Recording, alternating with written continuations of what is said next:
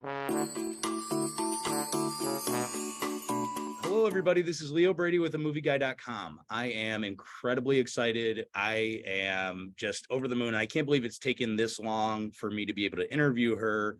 But she is the director and writer of her fantastic new film. Can't wait for audiences to see it. Perpetrator. Jennifer Reeder, thank you so much for being with me. Thanks for talking to me, Leo. Yeah, this is great. So I look at like your bio online, and you're kind of like a Chicago native now, basically. You're basically Chicago at heart. But I often like to ask directors, people I talk to who are in the movie industry in general, do you have a memory or first moment for you growing up where you saw a movie or you had an experience with cinema that made you say, I want to become a director, I want to do this someday? I would say that, I grew up in a family of film loving people. So we were always watching. We were always watching films, and we were like the first family to get a VHS deck and have a Blockbuster card, although it wasn't Blockbuster yet, and so I grew up consuming lots and lots of films, and even films that were probably not appropriate for me at the time. I mean, I distinctly remember being too young to see Carrie, De Palma's Carrie, but I loved it. Alfred Hitchcock's Rebecca. I mean, the kind of 70s iteration of, or maybe it's 80s of, Invasion of the Body Snatchers. I mean, my parents were also kind of genre, nerds also. So it was like what I was doing. But at that point, I was really a passionate ballet dancer, very, very serious ballet dancer. I still sort of have that hair. And so a part of me thought that that's what I was going to do. And it wasn't until, I was a freshman in college, and this was at Ohio State, that I was taking a class that was sort of an extension of a kind of a movement class. And it was and we had to videotape our performances. And the minute that I picked up the video camera to, hit record, it was like I had recovered a phantom limb. And so I immediately was like enrolled, in a film class. And then kind of, that was that. And at the same time, I had started working at a great art house movie theater in Columbus. And so then, which was just coincidental because some of my friends were working there. But immediately when I had recovered this phantom limb in the form of a camera, my movie watching experience totally changed. And I was no longer just watching, I was studying, and I was trying to figure out how to get myself there as well. Yeah.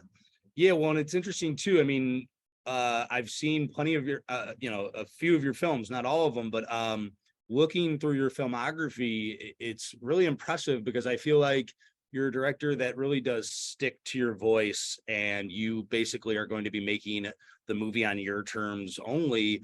Do you sort of have a bit of a motto or like a code for yourself when you start production on a film that you're like, I'm going to do it this way, not maybe selfish. I know it's always collaborative, but, not to sort of let anybody mess with what the final product is. Absolutely. And, it's not easy. I mean, I think I'm like in my own skin outside of making films. I'm like a lover, not a fighter, like I'm not a confrontational person. I don't yell at people. I don't pick fights. And, but I do pick the right battles, so to say, when it comes to, surrounding myself, whether it's the financiers or the producers or, other collaborators like the cinematographer, the production designer, et cetera. And certainly in casting, I want to surround myself with people who trust my vision, and it doesn't mean that they immediately get it. There were many questions that Alicia Silverstone, the most brilliant Alicia Silverstone,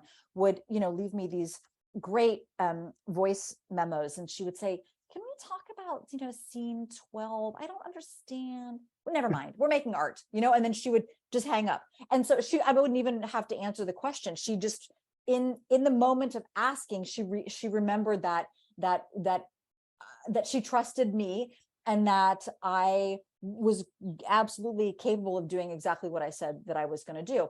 And I think that that's, having made all the films that I have made that have done really well in the world, gone to Sundance, gone to Berlin, South by, Tribeca, I could go on and on and on and on. And so, that helps also. It's not as though, I slam my, stomp my foot and say, in a bratty way, like, you have to let me do it my way. And there's no kind of vetting that's happened. I mean, Right. the weird moves that I have made have been vetted and embraced by, coveted festivals and, distributors. So I have that behind me now. And so I have to fight less. Now it's people coming to me truly and saying, like, we want, Jennifer Reeder's, version of this. And it's kind of Yeah. fun to be able to say, like, I'm gonna do my own version of it, like, that's, thank you, but maybe somebody else can do that. So, and Right. it feels really important to me to hang on to that vision. And I think it's what's actually kept me in Chicago for so long, to be honest with you, because being not in LA, not in New York, and certainly I've made films in both of those places as well as overseas, but Yeah. being grounded here just also kind of gives me that audacity on some level to stick to my vision, and to be quietly, politely Midwestern, and just push and push and push till I get what I want. Right. That's how we do, right? Yeah, yeah. It 100% is. So, well, I watched the film. I was a huge fan. I mean, it feels like you're really going back to your Knives and Skin stuff. A lot of that Mhm. schools, women sort of jockeying for positions in places, family relationships. That is Mhm. always talk to me about sort of where writing this, the inspiration, the sort of ideas came for putting it all together. Sure. So, right after I had made Knives and Skin, I was doing, I premiered it at Berlin and the Berlin Film Festival, and I was getting ready to have its North American premiere at Tribeca. And I was, doing these kind of press conversations and doing Q&As for the festivals. And I was getting this question over and over again about my experience working with so many young women. And I would always say, like, oh, I love it. That's why I keep doing it. But then I realized that the assumption from the person asking the question was often the opposite, that their nightmare would be to walk into a room and there would be like 22 14-year-old girls. And Yeah. so I started thinking, like, oh, right, we're a culture that's totally obsessed with youth and beauty among young women, and we are simultaneously terrified of young women, and sort of do make a lot of moves to disrupt their evolution. And so, and we use terms like wild and out of control, not as a way to celebrate, a teenage girl's, independence, but really to diminish, their agency. Yeah. So I started thinking about writing a story about a wild and out of control girl who really becomes wild and out of control. And, that is a kind of a classic start for any shapeshifter story. So, I thought, like, okay, I want to, let me think about doing a shapeshifter story. And I, took a weekend and kind of rewatched a bunch of classic shapeshifter stories that weren't about vampires or werewolves specifically. And one of the ones that I watched was the 80s iteration of Cat People, which is a very weird film. If you haven't seen that one in a while, I mean, the Yeah. first one, the earlier one is weird too, but even the 80s version, it's very weird. It's very nuanced. And I thought, I mean, if Cat People exists, like, I can make a shapeshifter story too. Right. And so this was like the spring of 2019, and I started, writing the script at that point with the anticipation of maybe shooting it in 2020. And of course, like, very little production happened in 2020, and we know Right. why. Right. So that's really where that came from. So it's like, it feels like a kind of a cousin of Perpetrator is like, Knives and Skin's cousin. Yeah. Yeah. Well, and you mentioned her a little bit too, and I want to make sure I ask this question, but before we finish, I mean, you bring in Alicia Silverstone to, in many ways, play a role that I don't think we've seen her do enough of. I Mhm. feel like she's like stretching her wings in this, and like she's fantastic, and kind of being like a femme fatale, or a sort of a mysterious woman in a way. Talk about like getting her on board. How did that happen? And was she just, as you kind of said, was she just open to the character and ready to jump in? Yeah, so my manager and my and my agent and and one of the producers was like, why don't you, if you really want her, like, you should write her a letter. We have sent the script to her team, to her manager. Her manager likes it for her, but you should write her a letter and tell her why you want her. So I wrote her a letter that said, that I really wanted her to play the matriarch of this shape-shifting family and the mentor, to this kind of iconic teenager, partially because of how she herself was introduced to us in this role as this iconic teenager, Cher Horowitz in Clueless. And, that I, and that we have watched her transform, she watched her have her own transition over the course of all of the films that she has made. I mean, she's 46 or 47 years old. She's a fully grown adult woman and she's a mother. And yet we feel like she belongs to us on some level. Yeah.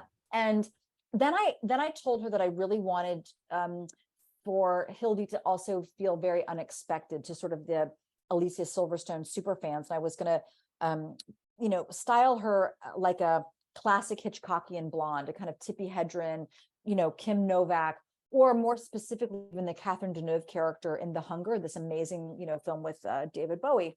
Yeah. And so she rewatched Vertigo, she rewatched Marnie, and she had never seen The Hunger, and it sent her down a Catherine Deneuve, wormhole, thank God. And she emerged obsessed, was like, oh God, like, yes, paint my nails red. I want dark lipstick. Like, let's, all of the things that you had already suggested. She changed the cadence of her voice. She lowered her register. I mean, her hisses and her S's were a little more pronounced. I mean, she really like just sewed herself into Hildie so beautifully. And she's campy, in that kind of noir film fatale way, but in the monologue where she's explaining to Johnny what forevering is, she's also very gentle and vulnerable. I mean, it really shows her range as an actor. And man, I just think that she's totally brilliant. And I cannot wait to make more films with her. But that letter that I wrote, she says that and the conversation that she and I had was like it. And she attached herself instantly, I mean, and that was really validating. That spoke a lot to sort of, I think who I can communicate, or how I can communicate myself as a writer and a director. And the script that I wrote that was really compelling for her. Yeah, well, and it's interesting too, because she works perfectly with your other lead, Kaya McKernan. I mean, I think what's fantastic about it is audiences are going to be like, oh, Alicia Silverstone, I know her. But yet she is able to sort of allow this lead performance to flourish and not say like, it's my movie, or, you know what I mean? Like, take away the spotlight. Talk about bringing in Kaya here. I mean, like, I think she is sort of, I don't know, she's like groundbreaking a little bit in this role. I think like she's powerful, smart, scared. She's able to like show that she's afraid of like what's going on. Talk about getting her to play that role and giving her the confidence, honestly, because I know, being the lead can be a lot of weight. For sure. And I would also say Kaya grew up in Chicago, so she's also a good, earthy, salty Chicago girl. I mean, she is living back, she's living in New York now. But I had seen Kaya in a small but memorable role in Mayor of Easttown, the HBO series. And so I knew that she was compelling. I mean, the minute that college DJ sort of enters the scene, you're like, oh, who is this gorgeous woman? Right. And so I knew that she was captivating without even saying a word.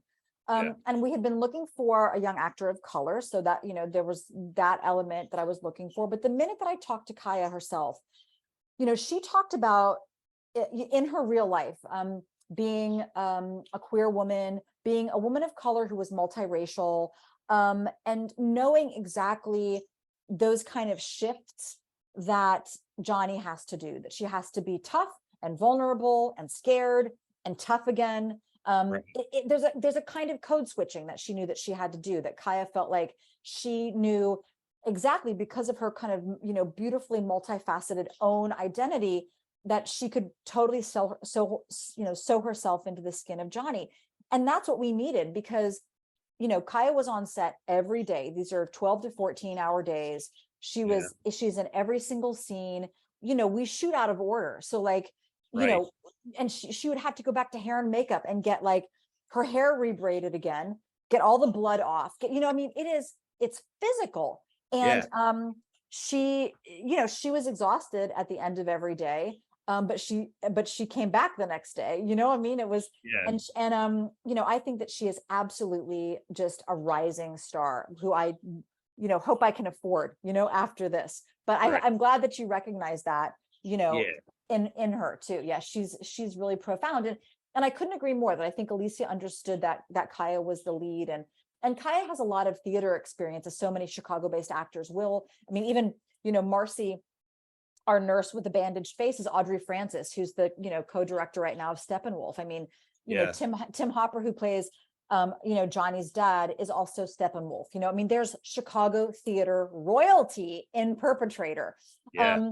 And so Kaya comes with a lot of theater experience, not as much film experience. And so I know that scenes that she had with Alicia really elevated, Kaya's own performance.